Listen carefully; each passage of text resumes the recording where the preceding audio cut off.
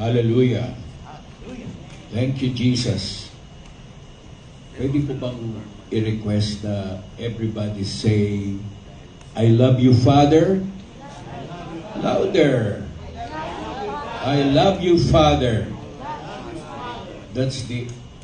Those are the words that I always say pag umupo na ako sa kama every morning. I love you, Father. Amen. No? Alam niyo, before I go on to this, dito sa hinanda ko, kailan ba yun? Last Friday yata. I went to the doctor muna sa isang ENT. Kasi yung kaliwa kong tenga, umuugong at medyo mahina yung pandinig. Hindi ko malaman kung ano yun, no? Pero, sabi nung doktor, nung ENT, babae siya, sabi niya, pumunta kayo sa hearing, parang yung audiologist yata yun. So, sa Manila hearing aid, bago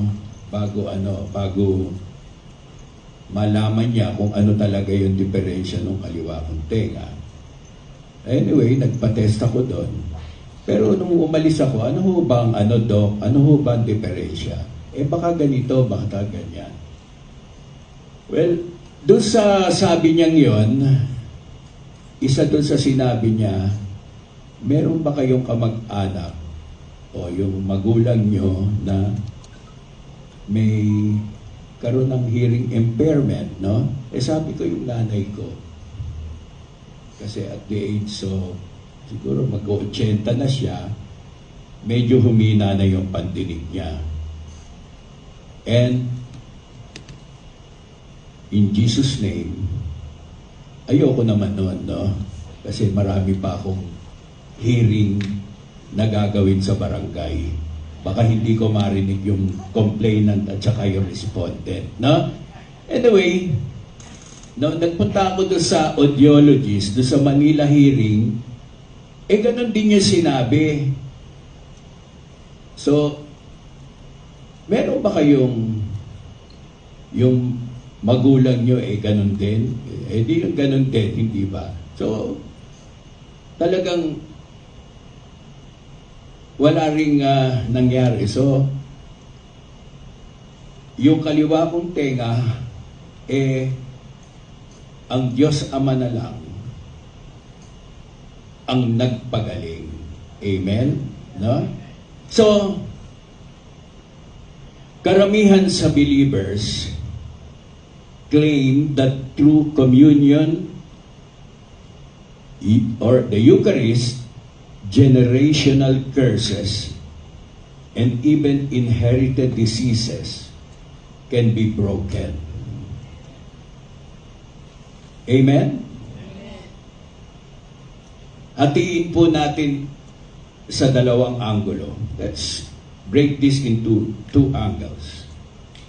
The biblical basis people use for this belief is 1 Corinthians chapter 11, 24 and 25. Ang sabi doon, isang excerpt is, this is my body, this is my blood, do this in remembrance of me.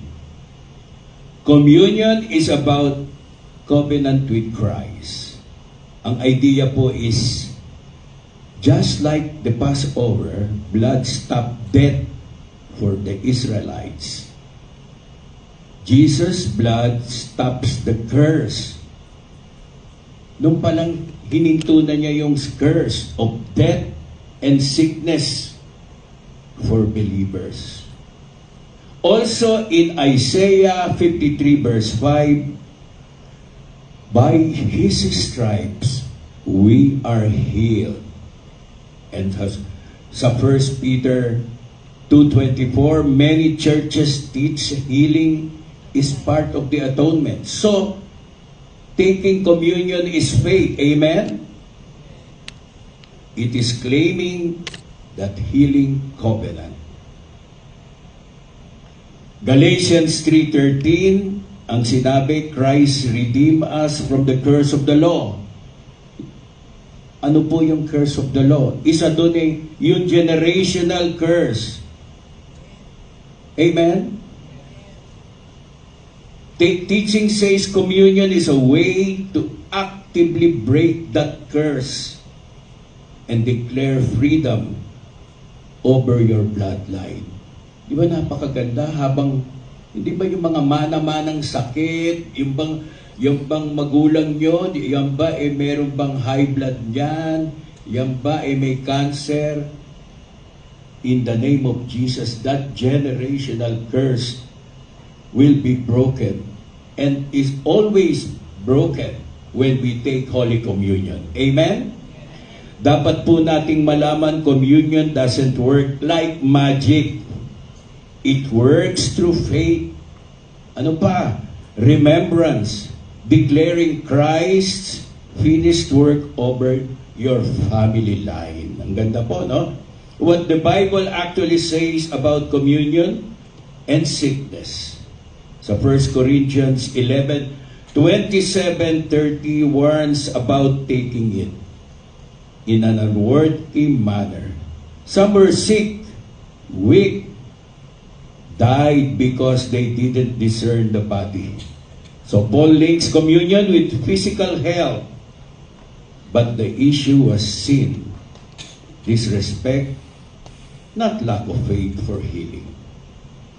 James 5 verse 14 to sickness or 14 to 16, for sickness, the Bible tells us to call the elders. Hindi ba para ating si pastor?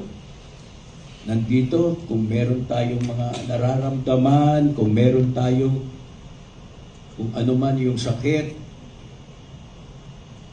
the elders pray and anoint us with oil. Communion isn't mentioned as the prescription of illness. Jesus did teach us to take communion to stop diabetes, cancer. He healed. Paano?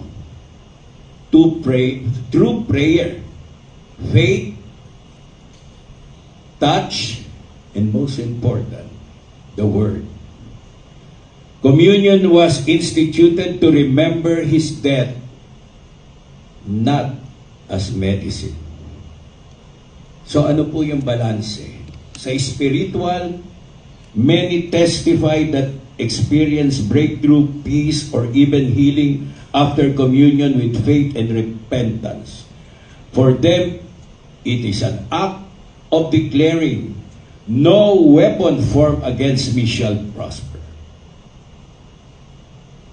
Physical, medical, inherited disease, genetics, environment, lifestyle, diabetes, hypertension, etc. have many medical causes. The Bible doesn't tell us to reject doctors. Amen? Kasi si Luke was a physician. Jesus said, those who are well don't need a doctor. That's in Luke chapter 5 verse 31. So most pastors and doctors agree, pray, take communion in faith, and see a doctor. Take prescribed treatment. That's not lack of faith. It is a stewardship of the body God gave you. How people usually do if they believe this: repent from any sin, idolatry in family line. In Ezekiel 18 verse 20 says, you're not guilty for that sin, but breaking pattern helps. So pray for mawala yung generational curse. Take communion. Lord, I receive your body broken for my healing, your blood that cleanses my bloodline, I declare this inherited condition is under the cross. Amen? So sabay-sabay po tayo.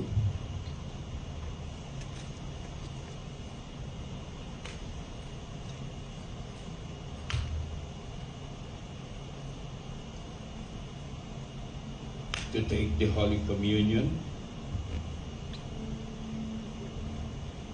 to take this bread as a symbol of Jesus' body. Sabay-sabay po natin para po yung generational curse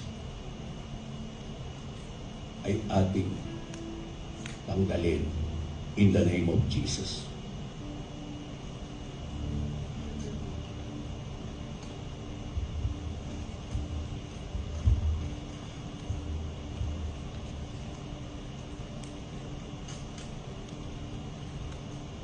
And let's all pray. Father, thank you for teaching us to partake as often as we can and remembering you every time we receive the Eucharist. Thank you, Father, that in the name of Jesus, we declare this curse, generational curse, be eradicated in our lives. And we bind that in the name of Jesus. Thank you, Father, that no weapon formed against us shall prosper. In Jesus' name, amen. Palakpakan po natin ang ating Panginoon. Hallelujah.